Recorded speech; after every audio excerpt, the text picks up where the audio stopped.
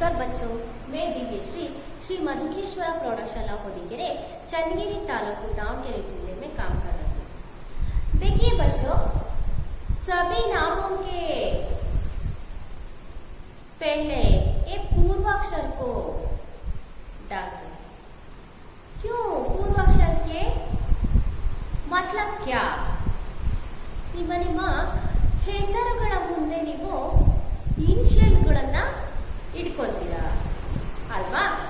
ಎಲ್ಲರೂ ಹೆಸರುಗಳನ್ನ ಇಟ್ಕೊಂತೀರಾ, ಹೆಸರುಗಳನ್ನೇ ಅದ್ರ ಜೊತೆಲಿ ಏನನ್ನ ಇನಿಷಿಯಲ್ಗಳನ್ನ ಸೇರಿಸ್ಕೊಂತೀರಾ. ಹಾಗಾದ್ರೆ ಅದನ್ನ ಯಾಕೆ ಸೇರಿಸ್ಕೋಬೇಕು? ಆಮೇಲೆ ಅದರ ಅರ್ಥವೇನು? ಇನಿಷಿಯಲ್ಗಳನ್ನ ಇಟ್ಕೊಂತೀರಾ ಅಂದ್ರೆ ನಿಮ್ಮ ಊರಿನ ಈ ಹೆಸರಿರ್ಬೋದು, ನಿಮ್ಮ ತಂದೆಯ ಹೆಸರಿರ್ಬೋದು, ಆ ಇನಿಷಿಯಲ್ಗಳಲ್ಲಿ ಏನೋ ಇರುತ್ತೆ. ಇಲ್ಲ ಅಂದ್ರೆ ನೀವು पूर्णವಾಗಿ वस्तुनो ये पूर्ण रूप से ये नाम सुनने के लिए क्या होते हैं, ये बहुत लंबा होते ಅಲ್ವಾ? ನೀವು ಪೂರ್ಣವಾಗಿ ಹೆಸರನ್ನು ಕರಿಬೇಕು ಆ ಇನಿಷಿಯಲ್ ಸಮೇತ ಅಂತಂದ್ರೆ ಏನಾಗುತ್ತೆ, ತುಂಬಾ ದೊಡ್ಡದಾಗಿರ್ತದೆ ಅಲ್ವಾ? ಹಾಗಾಗಿ ನಾವೇನ್ ಮಾಡ್ತೀವಿ, ಏನು ಇನಿಷಿಯಲ್ಗಳ ರೂಪದಲ್ಲಿ ಒಂದು ಏನು ತಂದೆಯ ಹೆಸರಾಗಿರ್ಬೋದು, ಊರಿನ ಹೆಸರಾಗಿರ್ಬೋದು, ಅಥವಾ ಮನೆತನದ ಹೆಸರಾಗಿರ್ಬೋದು, ಇವುಗಳನ್ನ ಹಿಡ್ಕೊತೀವಿ. ऐसे ये इसके बारे में ये 9वीं कक्षा में ये पाठ होते हैं, ये पूर्वाक्षर का पूर्वाग्रह, पूर्वाक्षर का पूर्वाग्रह. इस पाठ के बारे में ये 16 पाठ 16 पूर्वाक्षर का पूर्वाग्रह ಅಂದ್ರೆ ಆ ಒಂದು ಅಕ್ಷರಗಳ ಅರ್ಥವೇನು, ಅದರ ಹಿಂದಿನ ಒಂದು ಕಥೆ ಏನಿದೆ ಅನ್ನೋದು ಈ ಪಾಠದಲ್ಲಿ ಬರುತ್ತೆ. पहले इस पाठ के लेखक का परिचय को देखना चाहिए. लेखक का नाम क्या है? पीएस रामानुजम. क्या है? पीएस रामानुजम कहते हैं. और काल 1941 अक्टूबर में उनके जन्म होते हैं. ये स्थल चामराजनगर के बेड़मुडलू, चामराजनगर के बेड़मुडलू में उनके जन्म स्थल होते हैं.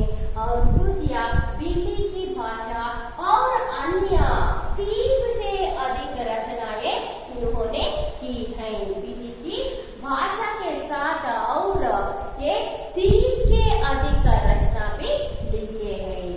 देखिए सभी के पास पुस्तक है ना? हाँ, सभी खोलिए पुस्तक. ये खोलकर ये लेखक का परिचय पुस्तक में है. पहले लेखक का परिचय को देख लीजिए. पीएस रामानुजम का जन्म क्या है? पाठ 16 पूर्वाक्षर का पूर्वाग्रह. पाठ का नाम क्या है? पूर्वाक्षर का पूर्वाग्रह. पीएस रामानुजम. लेखक का नाम पीएस रामानुजम. लेखक का परिचय को देख लीजिए. पीएस रामानुजम का जन्म 6 अक्टूबर 1941 को चामराजनगर के बेड़मुडलू गांव में हुआ. इनके पिता का नाम प्रतिवदी भयंकर संपत कुमार आचार्य था.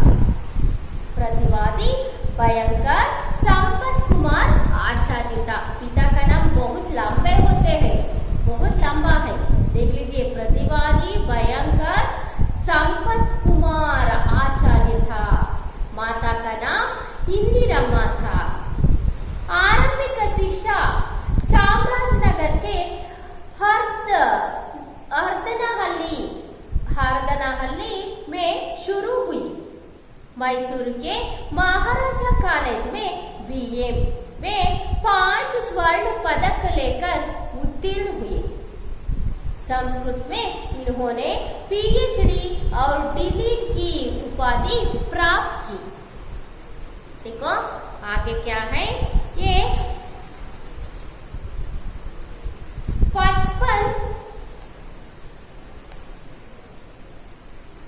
55 से ही कविता कहानी लिखने की रुचि इनमें थी.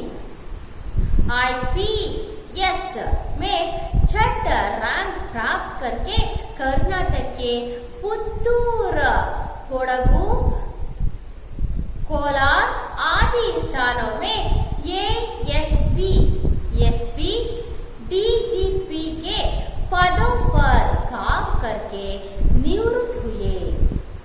बिल्ली की भाषा और अन्य लेखों के संकलन से इनको कीर्ति मिली।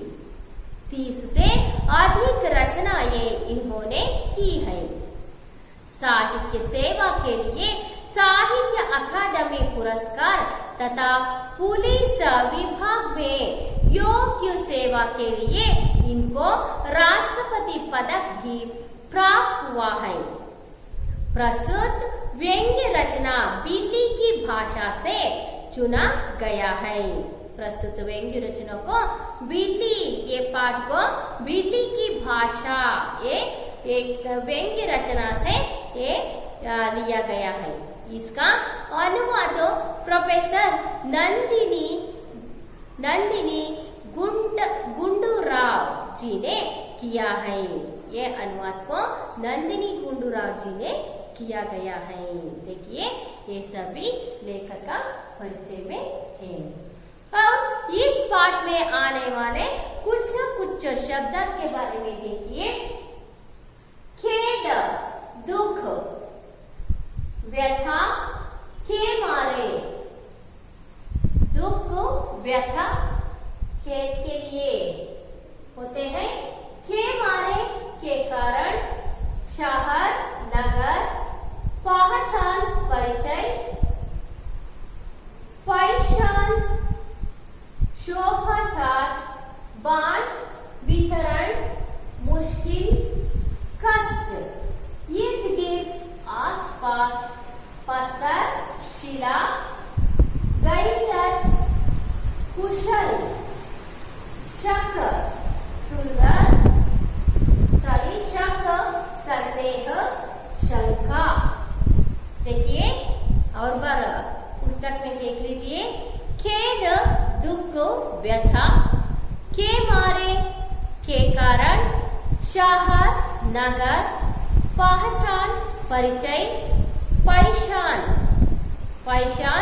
शोभाचार, बनावट, बाण, वितरण, ढूंढना, खोजना, मुश्किल, कष्ट, मुसीबत, कष्ट, ಮುಸೀಬತ್ ಅಂದ್ರೆ ನಾಳೆ ಬರಹ ಅಂತಿರಲ್ಲ, ಆ ಒಂದು ಹಣೆ ಬರಹಕ್ಕೆ ಮುಸೀಬತ್ ಅಂತಾನು ಕರಿತೀವಿ। ಇರ್ದ್ ಗಿರ್ದ್, ಆಸ್ಪಾಸ್, ಪತ್ತರ್, ಶಿಲಾ, ಹಾಲ್, ಸ್ಥಿತಿ, ಸಂಸಾर, दुनिया, विश्व, उलझन, बाधा, अटकावा, कतार, पंक्ति, खैरियत, कुशल, क्षेम, भलाई, अभिवादन, नमस्कार, प्रणाम भी कहते हैं, शक, संदेह, शंका।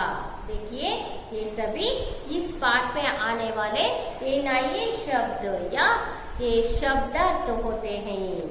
देखिए हर पाठ के लिए उनके ये इस पाठ में क्या सीख सकते हैं और पाठ के आशय भी होते हैं। इस पाठ में ಆಶಯ क्या है ಹಾಗಾದ್ರೆ ಈ ಪಾಠದ ಆಶಯ ಏನಾಗಿದೆ ಅನ್ನೋದನ್ನ ನೋಡೋಣ।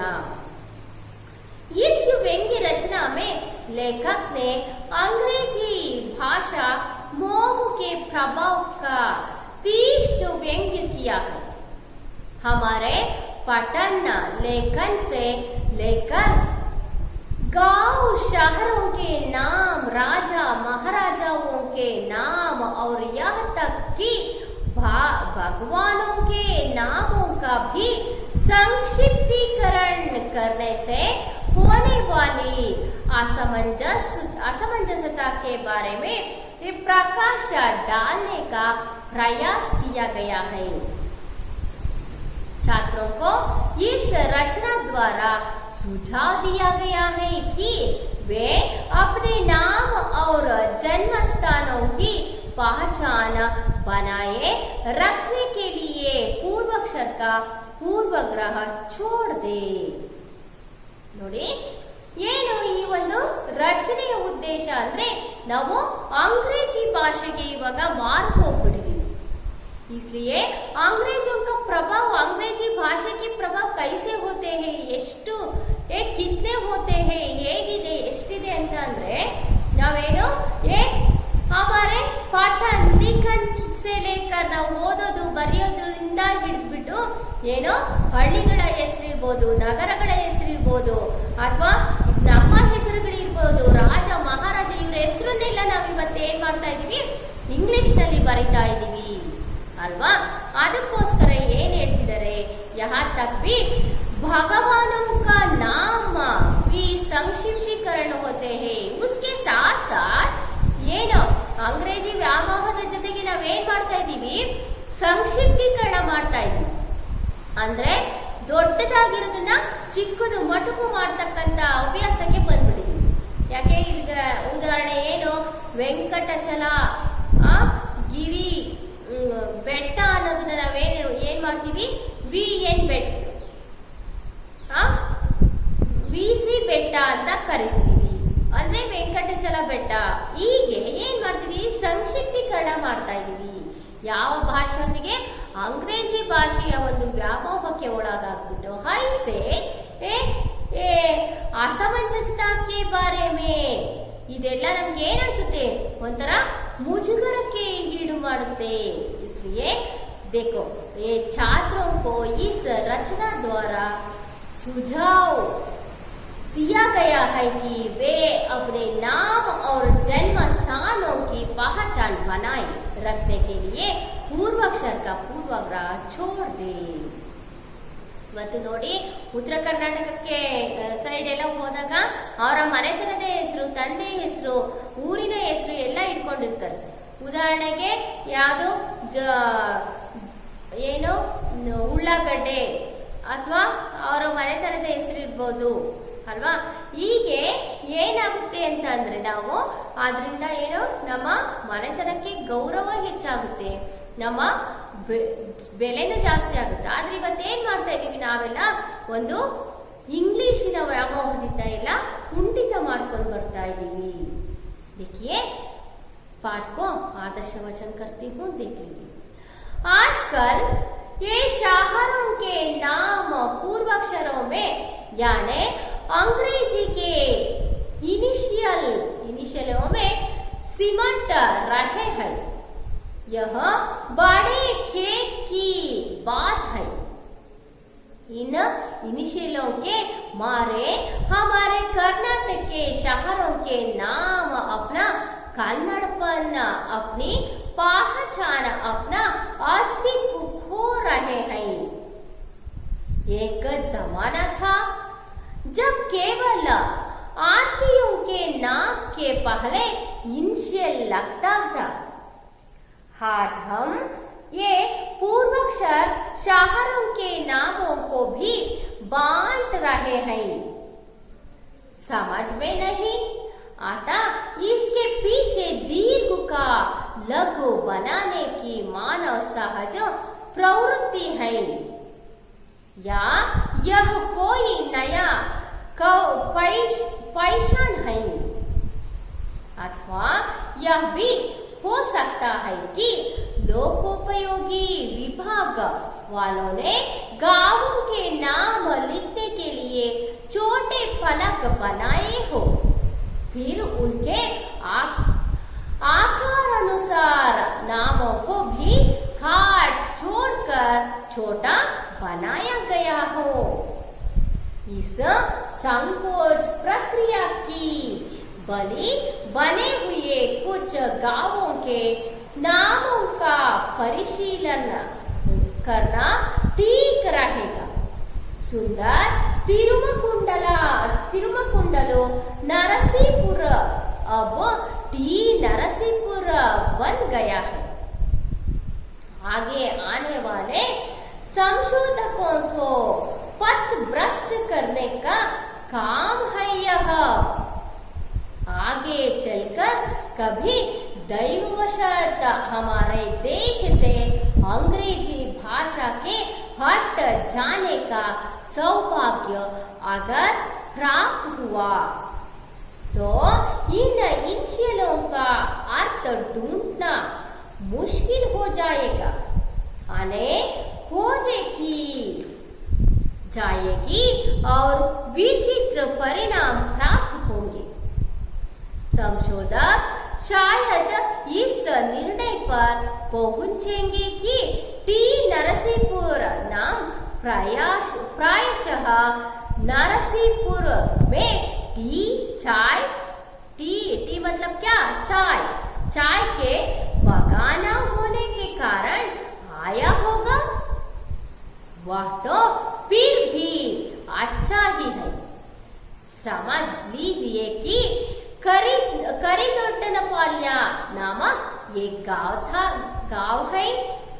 यह केडीपाಳ್ಯ बन जाएगा। क्रमशः वह केडीपाಳ್ಯ में रूपांतरित हो जाएगा और गांव को बदनाम कर देगा। आगे चलकर एक दिन संशोधक निर्णय लेंगे कि इस गांव में केड़ियों गुंडे के होने से यह नाम आया होगा और इस तरह उस गांव की निष्कलंक कीर्ति में दाग लग जाएगा। अंग्रेजी के पूर्वाक्षरों से होने वाली हानि देखी ना आपने। अब भोले नरसिंहपुर की कहानी सुनिए। मनोहर मंजुल निनाद करती हेमावती नदी और नरसिंह का वह भव्य मंदिर, वह भोले नरसिंहपुर आज एचएनपुर बन गया है। क्रमशः इसका हेच्चीपुर पालतू नगर अथवा एच्चपुर में कन्नड़ीकरण हो जाएगा। सब अंग्रेजी के अध्यक्षरों में डूबकर उनकी सुंदरता लोकोपयोगी विभाग के पत्थरों में पत्थर बन गई है। यह भोले नरसिंहपुर वालों का हेमावती नदी का और नरसिंह का भी बदनसीब ही है। देखिए, चिक्कनायकनहल्ली को ही लीजिए, आज वह सीयनहल्ली बन गया है। आगे चलकर वह सियानहल्ली भी हो सकता है। वैसे ही चन्नरायपट्टण CR पट्टण बन गया है। हेग्गड़ देवनकोटे HD कोटे बना है। इन प्रदेशों पर जिन नायकों ने, राजाओं ने, देवताओं ने राज किया था, उन सबको पूर्वाक्षरों में छिपा देना बड़ा है, दर्दनाक विषाद है। देखिए, ಯಾವ ರೀತಿ ಸಂಕ್ಷಿಪ್ತೀಕರಣ ಆಗಿದವೆ, ನಾವು ಯಾವ ರೀತಿ ಇವತ್ತು ತುಂಬಾ ಏನು ಎಲ್ಲಿ ಬಂದ್ಬಿಟ್ಟಿದೀವಿ ಅಂತಂದ್ರೆ, ನಮ್ಮ ಹೆಸರುಗಳನ್ನು ನಾವು ಇವತ್ತು ದೊಡ್ಡದಾಗಿರೋ ಹೆಸರುಗಳನ್ನ ನಾವಿವತ್ತು ಏನ್ ಮಾಡ್ಕೊಂತಿದೀವಿ, ಮೊಟಕು ಮಾಡ್ಕೊಂತ ಇದೀವಿ. ಇದು ತುಂಬಾ ಒಂದು ವಿಷಾದನೀಯ ಸಂಗತಿ. ಯಾಕೆಂದ್ರೆ ಆ ಒಂದು ಹೆಸರುಗಳಲ್ಲಿ ಏನಿರುತ್ತೆ, ನಮ್ಮ ತಂದೆಯ ಹೆಸರಿಗಿರ್ಬೋದು, ನಮ್ಮ ಇನಿಷಿಯಲ್ಗಳಲ್ಲಿ, ಅಥವಾ ನಮ್ಮ ಊರಿನ ಹೆಸರಿರ್ಬೋದು, ಅಥವಾ ಒಂದು ಐತಿಹಾಸಿಕ ಒಂದು ಕಥೆಯ ರೂಪದಲ್ಲಿ ಇರ್ಬೋದು ಆ ಒಂದು ಹೆಸರುಗಳು. ಇವನ್ನೆಲ್ಲ ಇವತ್ತೇನ್ ಮಾಡಿದೀವಿ ನಾವು, ಸಂಕ್ಷಿಪ್ತೀಕರಣ ಕಿಯಾ ಗಯಾ ಹೈ ಅಲ್ವಾ, ತುಂಬಾ ಮೊಟಕು ಮಾಡ್ಬಿಟ್ಟಿದೀವಿ. ಇದು ಲೇಖಕರಿಗೆ ತುಂಬಾ ವಿಷಾದನೀಯ ಸಂಗತಿಯಾಗಿದೆ, ಹಾಗೆ ನಮಗೆ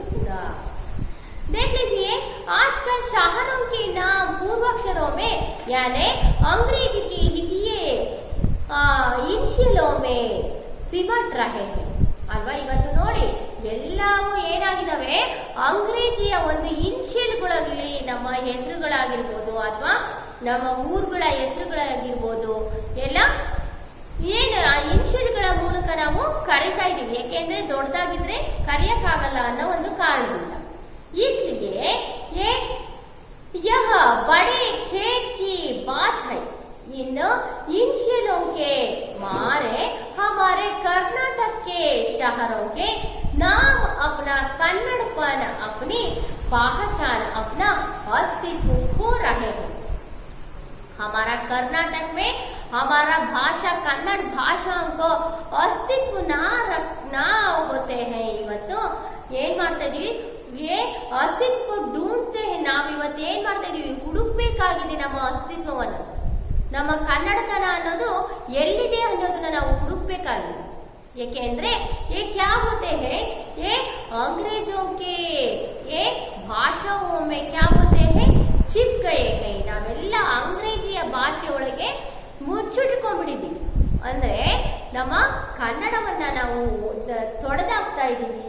ಹಾಗಾಗಿ ಈ ಜಮಾನಾತ ಒಂದು ಕಾಲದಲ್ಲಿ ಏನು, जब केवल आदमियों के नाम के पहले इनिशियल लगता था. ಒಂದು ಕಾಲದಲ್ಲಿ ಏನು, ಬರೀ ಮಾನವರ ಹೆಸರಿನಲ್ಲಿ ಅಷ್ಟೇ ಇನಿಷಿಯಲ್ ಇರ್ತಾ ಇತ್ತು. ಆದ್ರೆ आज हम ये पूर्वाक्षर शहरों के नामों को भी बांट रहे हैं. ಇವತ್ತು ಈ ಪೂರ್ವಾಕ್ಷರಗಳನ್ನ ಇನಿಷಿಯಲ್ಗಳನ್ನ ಎಲ್ಲಿ ಶಹರ್ಗಳ ಒಂದು ಹೆಸರು, ಪಟ್ಟಣಗಳ ಹೆಸರಿನಲ್ಲಿ ಏನ್ ಮಾಡ್ಬಿಟ್ಟಿದ್ದಾರೆ, ಸೇರಿಸ್ಕೊಂಡ್ಬಿಟ್ಟಿದ್ದಾರೆ. समझ में नहीं आता. इसके पीछे दीर्घ का लघु बनाने की मानव सहज प्रवृत्ति है. देखिए, ಇದರಿಂದ ಏನು, ಆದ್ರೆ ಹಿಂದೆ ಇರ್ತಕ್ಕಂಥ ಮಾನವನ ಸಹಜ ಗುಣ ಪ್ರವೃತ್ತಿ ಏನಾಗ್ತಾ ಇದೆ, ನಶಿಸಿ ಹೋಗ್ತಾ ಇದೆ ಅಲ್ವಾ. ಈಗ ಒಂದು ಹಳ್ಳಿ ಹೆಸರಾಗಿರ್ಬೋದು, ಒಂದು ಪಟ್ಟಣದ ಹೆಸರಾಗಿರ್ಬೋದು, ಅದರ ಒಂದು ಐತಿಹಾಸಿಕ ಹಿನ್ನೆಲೆಯಿಂದ ನಾವು ಆ ಒಂದು ಪಟ್ಟಣಕ್ಕೆ ಹೆಸರನ್ನ ಅಥವಾ ಹಳ್ಳಿಗೆ ಹೆಸರನ್ನ ಇಟ್ಟಿರ್ತೀವಿ. ಆದ್ರೆ ಇವತ್ತು ನಶಿಸಿ ಹೋಗ್ತಾ ಇದ್ದಾರೆ. ಅದರ ಇತಿಹಾಸನೇ ಏನಾಗ್ತಾ ಇದೆ, ನಶಿಸಿ ಹೋಗ್ತಾ ಇದೆ. देखो, अतः यह भी हो सकता है कि लोकोपयोगी विभाग वालों ने गांवों के नाम लिखने के लिए छोटे फलक बनाए हो. ಅಥವಾ ಲೋಕೋಪಯೋಗಿ ಇಲಾಖೆಯವರು ರೋಡು ಕಾಂಕ್ರೀಟ್ ಎಲ್ಲ ಮಾಡಿಸ್ತಾರಲ್ಲಪ್ಪ, ಆ ಒಂದು ಲೋಕೋಪಯೋಗಿ ಇಲಾಖೆಯವರೇ ಏನು ದೊಡ್ಡದಾಗಿರ್ತಕ್ಕಂಥ ಬೋರ್ಡ್ ಮಾಡಿಸಲ್ವೇನೋ ಅನ್ನೋ ಒಂದು ವ್ಯಂಗ್ಯವಾಗಿ ಹೇಳ್ತಾ ಇದ್ದಾರೆ. ಅಂದ್ರೆ ಏನ್ ದೊಡ್ಡದಾಗಿ ಹೆಸರು ಬರೆಯೋಣ ಅಂತ ಅವ್ರೇನ್ ಮಾಡಿದ್ರಂತೆ, ಮೊಟಕು ಮಾಡಿರ್ಬೋದೇನೋ ಅನ್ನೋ ಒಂದು ಸಂದೇಹವೂ ಇದೆ. फिर उनके आकार अनुसार नामों को भी काट जानकर छोटा बनाया गया है ಅಲ್ವಾ. ಏನು ಇಷ್ಟು ದೊಡ್ಡದಾಗಿ ಏನ್ ಬೋರ್ಡ್ ಬರೆಯೋದು ಅಂತ ಕ್ಯಾ ಕರ್ತೆ ಹೇ, ಉನ್ಕೆ ಆಕಾರ ಕೆ ಅನುಸಾರ ಆ ಬೋರ್ಡಿಗೆ ತಕ್ಕನಂಗೆ ಚೋಟಾ ಬನ್ ಗಯಾ ಹೈ, ಚಿಕ್ಕದಾಗಿ ಮಾಡ್ಕೊಂಡ್ರು ಅನ್ಸುತ್ತೆ. ಕೌನ್ ಲೋಕೋಪಯೋಗಿ ಇಲಾಖಾ ಅಧಿಕಾರಿ ಅಲ್ವಾ, ಆ ಅಧಿಕಾರಿಗಳು ಅಥವಾ ಕೆಲಸ ಮಾಡೋರು. इस संकोच प्रक्रिया के बलि बने हुए कुछ गांवों के नामों का परिशीलन करना ठीक रहेगा. ಇದಕ್ಕೆ ಸಂಬಂಧಿಸಿದರೆ कुछ न कुछ गांवों के नाम को परिचय करते हैं. देखिए, सुंदर तिरुमकुंडल नरसीपुर अब टी नरसीपुर बन गया है. ತಿರುಮಕುಂಡಲ ನರಸೀಪುರ ಅನ್ನೋ ಒಂದು ದೊಡ್ಡದಾಗಿರ್ತಕ್ಕಂಥ ಹೆಸರು ಇವತ್ತು ಕುಂಡಲು ನರಸೀಪುರ ಅನ್ನೋ ದೊಡ್ಡದಾಗಿರ್ತಕ್ಕಂಥ ಹೆಸರೇನಾಗಿದೆ, ಇವತ್ತು ಟಿ ನರಸೀಪುರ ಆಗಿದೆ. ಟಿ ಮತ್ಲಬ್ ಕ್ಯಾ, ತಿರುಮಕುಂಡಲ ಅಂತ ಅನ್ಕೋಬೇಕು ನಾವು ಅಷ್ಟೇ ಅಲ್ವಾ, ಅಥವಾ ಬೇರೆ ಏನಾದ್ರೂ ಅರ್ಥನೂ ಮಾಡ್ಕೋಬಹುದು. ಹಾಗಾಗಿ ಈ ತಿರುಮಕುಂಡಲು ಅನ್ನೋ ಒಂದು ಒಳ್ಳೆಯ ಹೆಸರು ಏನಾಯ್ತು, ಹಾಳಾಗಿ ಹೋಯ್ತು. ಹಾಗೆ ಆನೆ ವಾಲೆ ಸಂಶೋಧಕೋं को पथ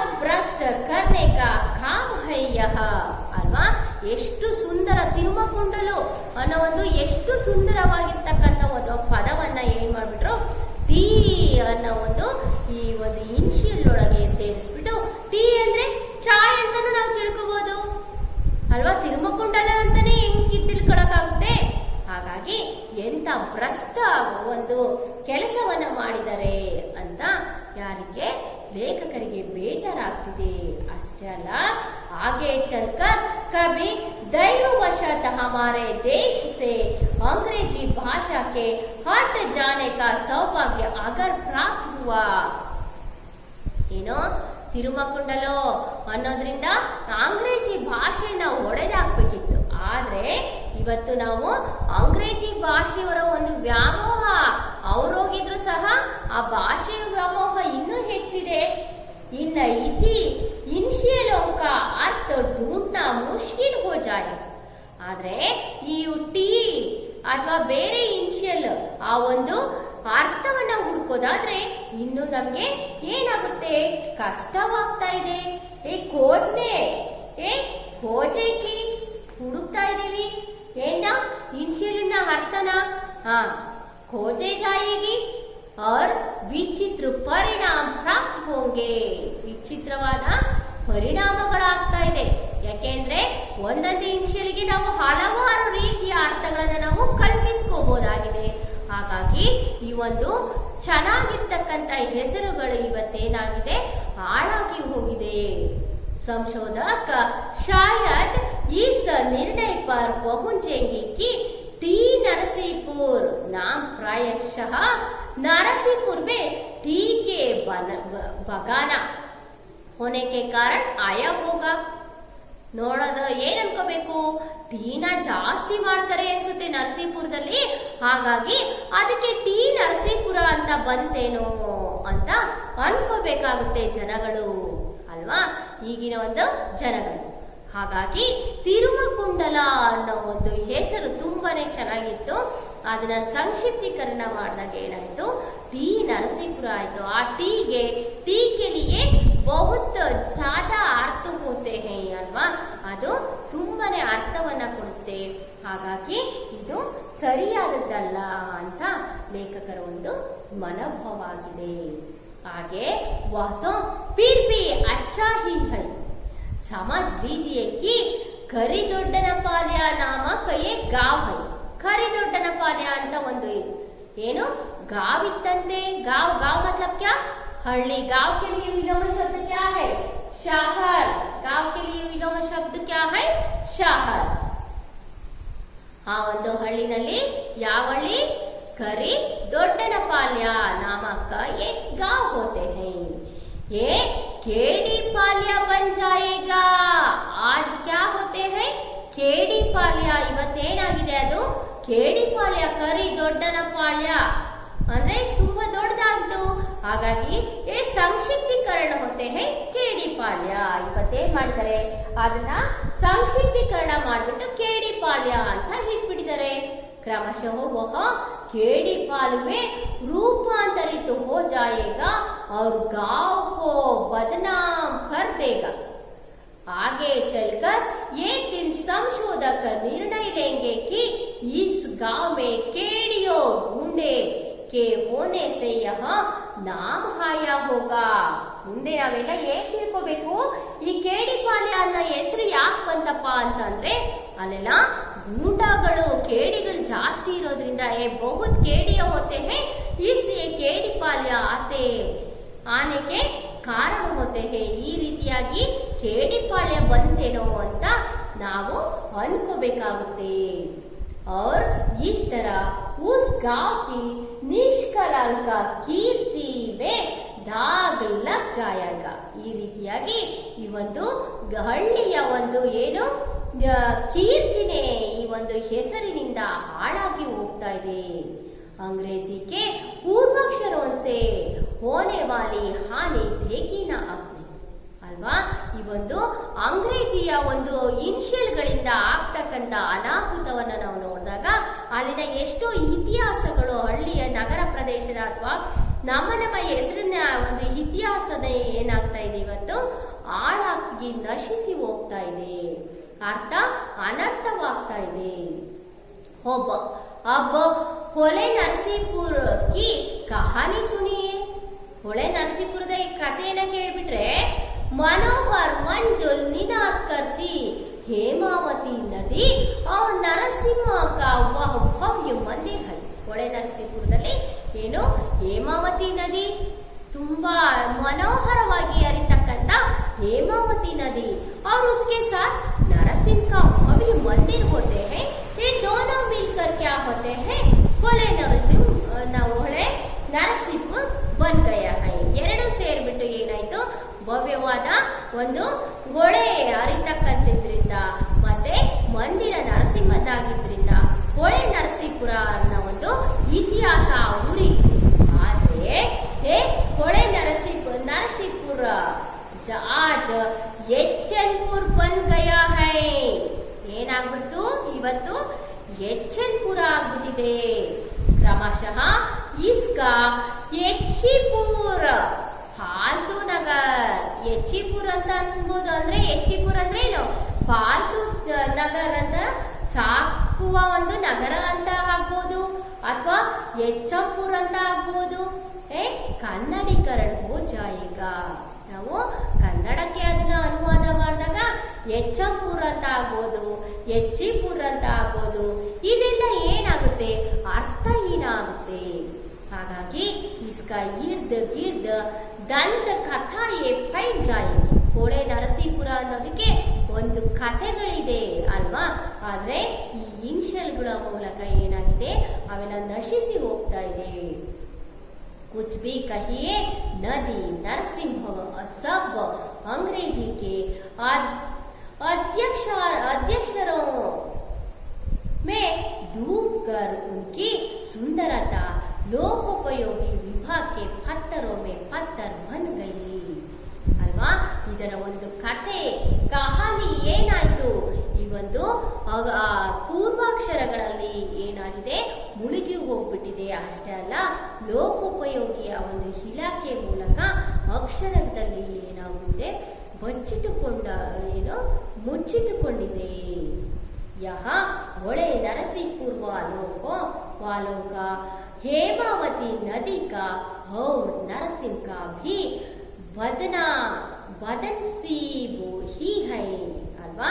ಇವತ್ತು ಹೇಮಾವತಿ ನದಿ ನರಸಿಂಹ ಮಂದಿರ ಇರ್ಬೋದು ಇವತ್ತೆಲ್ಲ ಏನಾಗಿದೆ ನಶಿಸಿ ಹೋಗಿದೆ। ಅರ್ಥ ಆಯ್ತಾ ಮಕ್ಕಳ? ಹಾಗಾಗಿ ನಾವು ಒಂದು ಪೂರ್ವಾಕ್ಷರಗಳನ್ನ ಇನಿಷಿಯಲ್ಗಳನ್ನ ಇಟ್ಕೊಳ್ಳೋದಕ್ಕಿಂತ ಮುಂಚೆ ನಾವು ಆಲೋಚನೆಯನ್ನ ಮಾಡಬೇಕು। ಅದರ ಒಂದು ಸೌಂದರ್ಯ ಅಂದ್ರೆ ಆ ಹೆಸರಿನ ಸೌಂದರ್ಯ ಹಾಳಾಗೋದಿದ್ರೆ ನಾವು ಅವುಗಳನ್ನ ಇಡಬಾರ್ದು। ನಮ್ಮ ಪೂರ್ಣ ಹೆಸರನ್ನೇ ನಾವು ಇಟ್ಕೋಬೇಕಾಗುತ್ತೆ। ಆ ಊರಿನ ಅಥವಾ ನಗರದ ಪೂರ್ಣ ಹೆಸರನ್ನೇ ನಾವು ಇಲ್ಲಿ ಕರಿಬೇಕಾಗುತ್ತೆ। ಅರ್ಥ ಆಯ್ತಾ ಮಕ್ಕಳ? आगे का कल करना चाहिए। देखिए इस पाठ में गृहपाठ के संबंधित एक वाक्य में उत्तर लिखिए। प्रश्न है इस पाठ के संबंधित। ये पहले प्रश्न शहरों के नाम किसमें सिमट रहे हैं? किन गांवों के नामों का परिशीलन करना ठीक रहेगा? हेमावती नदी कहाँ बहती है? लोगों के पास किसके लिए समय नहीं है? ये तीन हेमावती नदी कहाँ बहती है, ये तीन के लिए एक वाक्य में उत्तर लिखिए। प्रश्न को आप उत्तर लिख लीजिए और 2-3 वाक्यों में टी नरसिंहपुर के संक्षिप्तीकरण के बारे में लेखक के का क्या विचार है, ये एक प्रश्न को लिख लीजिए। पुस्तक में है और एक पर आप पढ़कर उत्तर को ढूंढकर आप लिख लीजिए। बच्चों मालूम हुआ पाठ? हाँ देखिए कल आप सभी होमवर्क के साथ ये आइए। इस समय तक आपको यह पाठ सुनने के लिए सभी को धन्यवाद करती हूँ। नमस्कार।